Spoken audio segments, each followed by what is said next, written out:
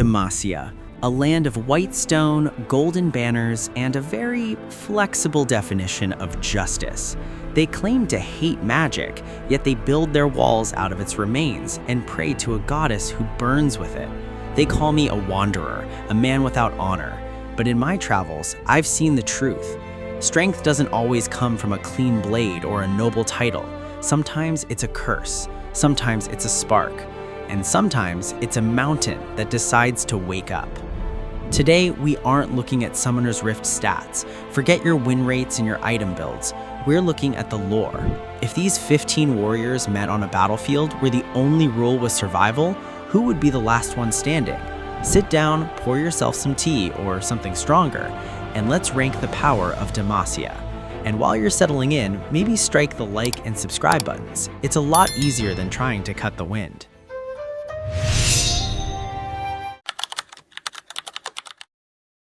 We start with the mortals, the ones who bleed just like anyone else, but have spent every waking moment making sure they aren't the ones doing the bleeding. This is Tier B. To an average soldier, these four are gods. To the actual gods, they are distractions. First, Quinn, the wings of Demacia. She's the best scout in the kingdom, and Valor is a formidable raptor. But at the end of the day, she's a woman with a crossbow and a bird. She's lethal in the woods, sure, but if she's facing a dragon or a celestial being, Valor is just going to be an appetizer. A bit harsh? Perhaps, but the wind doesn't lie. Then we have Shauna Vane. She's spent her life hunting the things that go bump in the night. Her willpower is terrifying, almost as terrifying as her fashion sense. She's peak human, highly trained in the dark arts of tracking and killing monsters, but Vane relies on gadgets and silver. Against a being of pure magic, her tumble isn't going to save her. She's a predator, but even predators have a ceiling. Now, don't tell the House Laurent I said this, but Fiora is probably the most skilled duelist on this list. Her technique is flawless. If this were a 1v1 fencing match with no magic allowed, she might be at the top. But lore-wise, she's a human woman with a rapier. She can parry a blade, but can she parry a falling meteor or a tidal wave of light? I think not. Still, I'd love to see her try to riposte one of my tornadoes. It would be amusing. Rounding out Tier B is the Seneschal, Xin Zhao. This man survived the Flushing in Noxus, fighting dozens of warriors at once. He is a master of the spear and a legend of endurance, but like the others, he is bound by his mortality. He's a veteran of 1,000 wars, but in a world of world-ending magic, a spear, no matter how well handled, is still just a piece of wood and iron. Tier A is where things get complicated. These aren't just skilled fighters. They're warriors carrying weapons of legend or harboring power that could level a city block. This is the Heavy Hitter Club. The king himself, Jarvan, isn't just a royal in a fancy suit. He wears dragon skill armor and wields a lance that can extend through sheer force of will. He's gone toe-to-toe with Shyvana and survived. He's the peak of Demacian martial might, bolstered by the finest gear gold can buy. He's Tier A because of his leadership and his kit, but he's still fundamentally a man in a very expensive tin can. Garen Crownguard. People call him a simple brute. They're wrong. He's a very sturdy brute. His armor is pure petricite, meaning he eats magic for breakfast, and that sword, he calls down justice from the sky. There's a long-standing debate. Is that magic? Garen would say it's Demacian resolve. I say if it looks like a giant glowing sword of light falling from the heavens, it's magic. His ability to negate mages puts him high, but he lacks the raw destructive scale to reach Tier S. Sona. Now don't let the quiet girl fool you. Sona Bouvel wields the Etwal, an ancient instrument that can literally shred a man's nervous system with a cord. She can manipulate emotions, heal wounds, and cut through armor with sound waves. In the lore, her power is subtle but terrifyingly vast. She's Tier A because while she isn't a frontline brawler, she controls the rhythm of the entire battlefield. I respect a musician. We both know the value of a good tune and a sharp finish. Lucian.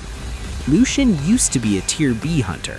Then he lost his wife, found her again, and his resolve reached a new level.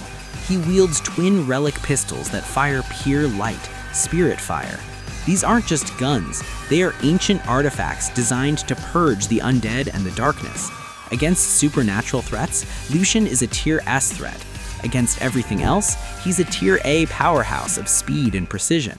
Lux, Luxana Crown Guard. If she ever truly let go, she'd probably be tier S. Her raw magical potential is staggering. We're talking about beams of light that can be seen from miles away. She can create illusions, shields, and disintegrate entire squads.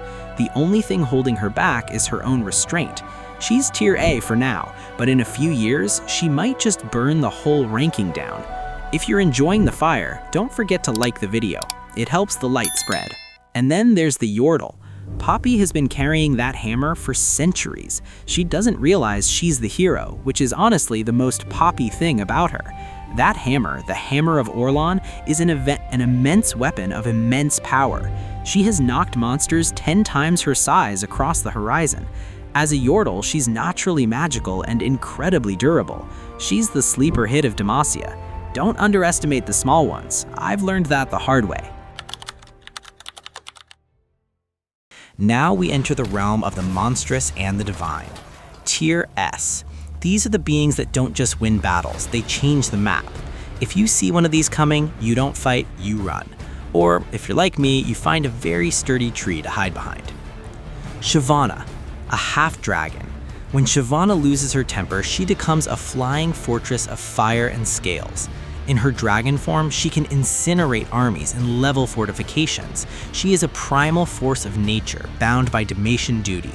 Physical weapons barely scratch her, and her breath can melt petricite. She is the apex predator of the skies. Galio. Galio is a mountain that walks. He's a literal colossus made of magic-absorbing stone. The more magic you throw at him, the more powerful he becomes. In a kingdom that hates magic, he is the ultimate insurance policy. He can crush entire battalions just by landing. His only weakness? He needs magic to wake up. But once he's awake, it's game over for almost anyone on this list. How do you cut a mountain? You don't. Silas. Silas of Dregsborn is the wild card. On his own, he's a strong man with some heavy chains, but his power is the great equalizer. He absorbs the magic of others. In Demacia, surrounded by petricite and mages like Lux, Silas is a godslayer. He stole the power of the great city itself to level the palace. He's only as strong as his opponent, but when his opponents are tier S, he becomes tier S. He's the ultimate counterpick in the lore. Morgana, the Fallen. Morgana is the twin sister of Kael, born of the aspect of justice. She bound her wings and chose to walk among mortals, but don't let the chains fool you. Her magic is celestial. She deals in pain, shadows, and the harsh truth of the soul. She's lived for centuries and possesses wisdom and power that dwarf almost everyone else in Demacia. She chose to be human, but her blood is divine. She is the dark mirror of the kingdom's soul. There can only be one at the top, the peak of the mountain, the sun that burns too bright to look at. Kael, the righteous. She isn't a champion of Demacia, she is its judge. While Morgana embraced the earth, Kael embraced the stars. She is the literal aspect of justice. She doesn't just use magic, she is celestial power. In the lore, Kael can rain down swords of fire that cleanse entire cities of sin.